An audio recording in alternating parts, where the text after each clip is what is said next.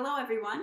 This is Christine Carucci with Lisa's Repair Shop, and I am here today with Don Nathan, who is an alumni of the repair program and also the owner of Nathan Woodwinds. So, welcome, Don. Thank you, Christine. Thanks Great so to much be for here. being here with us today. My pleasure. I have a few questions to ask you so that we can learn a little bit more about your background and also what you've been doing with repair. So, if you Okay, could start by just telling us a little bit about yourself, your background, and what experiences led up to you becoming a repair technician. sure. Well, I am a clarinetist. I I went into public school teaching, and I was actually a school band director for 39 years. I did everything from beginning band up through um, high school. I was the director of bands at Worthing and Kilbourne High School in the last iteration of my job. Also did some teaching at the undergraduate level. Uh, so I've sort of had a broad experience in that. I went to Ohio State, um, got a couple of degrees there in music education and in performance. Nice. Good. Sounds like you've had a rich and varied background. I've done a lot of different things. Yeah, Keeps it exciting. right. So, could you tell us how you find your work in repair impacts your community? Yeah. It's interesting here. I live in Columbus, Ohio, and it's a fairly large city. And as a school band director, repair was always so important because, as you know, when you're dealing with lots of kids who are on these instruments, and they're kids, and they tend to have a lot of issues with repair. So over the years, I learned a little bit about doing, on MASH, they used to call it meatball surgery, which is what I always called it on instruments that I had to take and quickly fix. So I had a little bit of experience that way. But we have several music stores in town that were our main repair people.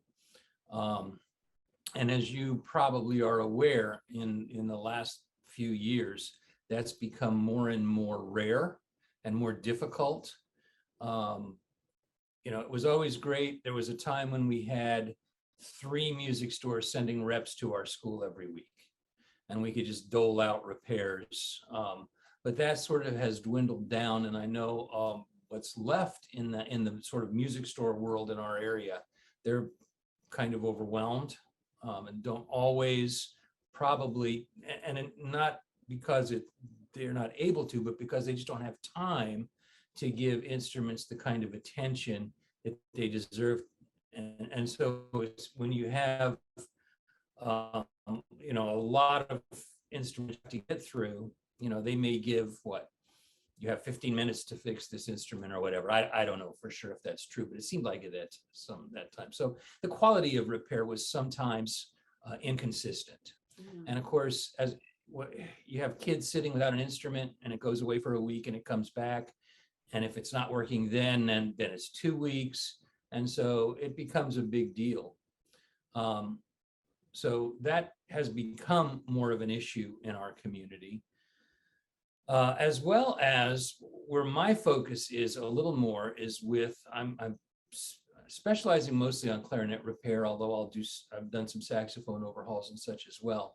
But we had a couple of gentlemen in the community for many years who were expert master technicians at Woodwinds, particularly clarinet. A gentleman by the name of Tim Clark, you might know that name, was here in our area, and he recently retired and moved south, so he's no longer in our community. And we had another gentleman um, who was also I always took my clarinets to him. His name was Naldo Monaco. He was a wonderful old Italian gentleman with just great repair skills, but he retired as well. So I'm finding that folks here, we have a large clarinet community in Columbus, with Ohio State being here. Mhm. We had Jim Pine all those years at Ohio State, cranking out a lot of great clarinet players, and now we have Caroline Hardig doing the same thing. And a lot of those clarinet players are still in our area.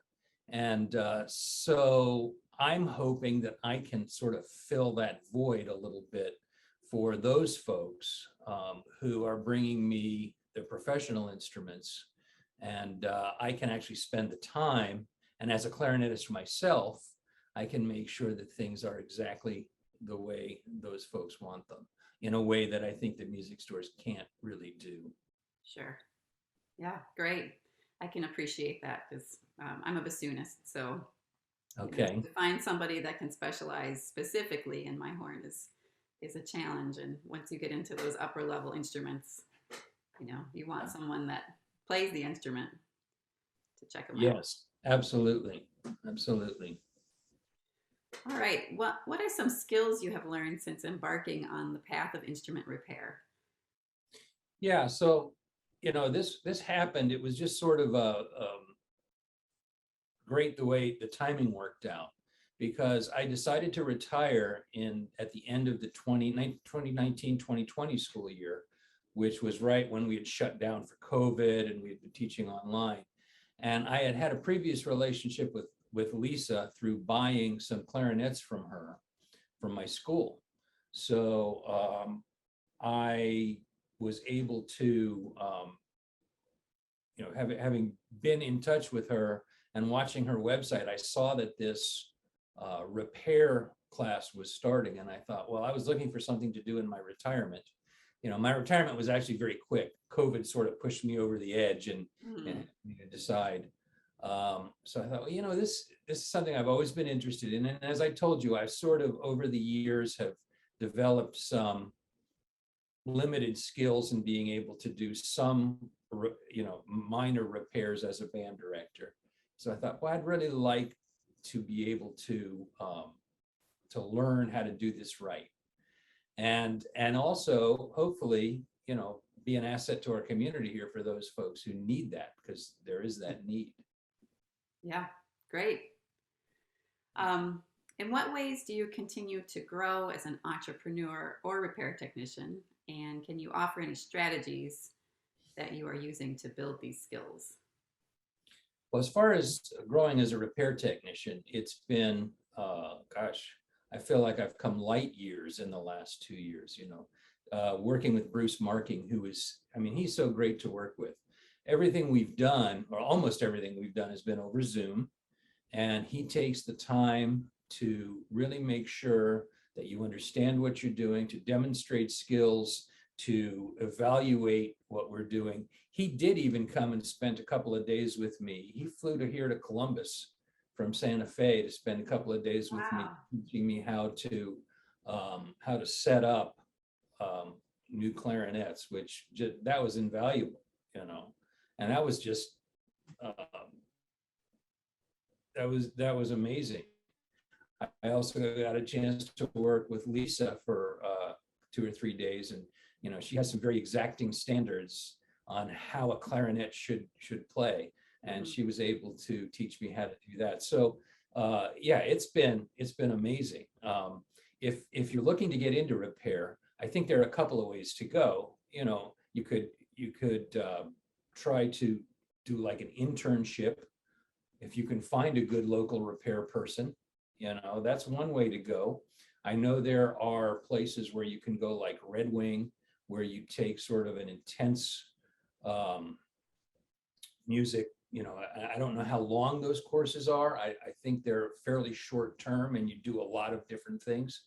But these courses, I should say, that we're offering, or that Lisa's Clarinet Shop is offering with Bruce Marking as a master teacher, master technician, teacher, they're so in depth, and you learn so much that that I would highly recommend that to anyone who's looking for that. And it's wonderful because you can do it right from, here I am in my third bedroom at home, which is now my shop.